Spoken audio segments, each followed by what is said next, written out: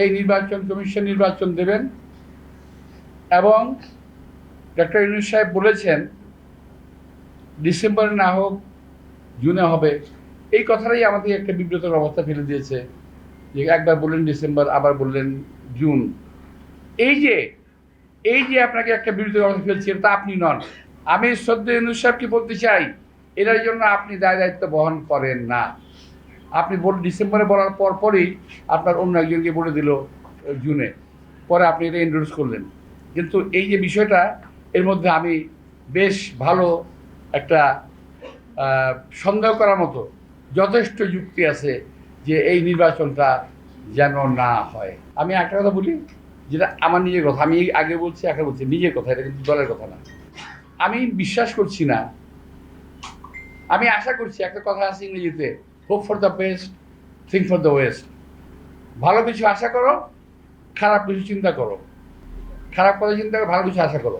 আমি ভালো কিছু আশা করি, খারাপটা ভাবে এইভাবে সম্ভবত নির্বাচন খুব তাড়াতাড়ি ওনারা করবেন না। আমি তার কোনো লক্ষণ আমি দেখি না। কয়েকটা দল যা শুরু করছে, এইটা না হইলে নির্বাচন হবে না, ওইটা না হইলে নির্বাচন হবে না, এইটা না হইলে নির্বাচন হবে না। যদি এগুলো হতে থাকে, নির্বাচনে কেমনে হবে ভাই? কেউ কেউ বলেই ফেলেছেন যে আমরা নির্বাচনে যাব না।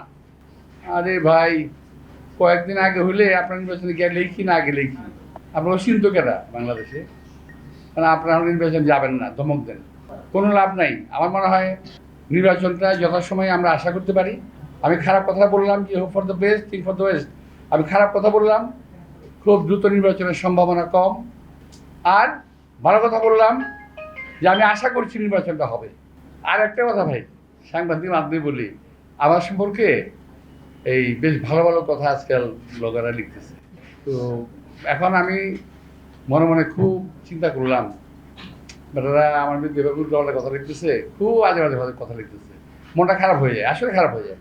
কিন্তু দেখলাম ও আমি না, আমাদের মির্জা ফখরুল ইসলামগুলো ধরছে, তারপর দেখলাম খসরু সাহেবেরও ধরছে, তারপর দেখলাম সালাউদ্দিন সাহেবেরও ধরছে, আমার ভাতিজা ইশতাককে ধরছে। গতকাল দেখলাম অ্যাক্টিং চেয়ারম্যান তারেক রহমান সাহেবকেও বলছে।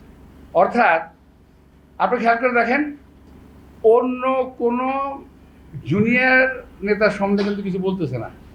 যারা বিএনপির মধ্যে একটু মানুষজন লাইক করে, পছন্দ করে যাদেরকে, এদের বিরুদ্ধে লিখতেছে কয়েকটা লোক। এবং আমি মনে করি এই লোকগুলো দেশ এবং জাতির শত্রু।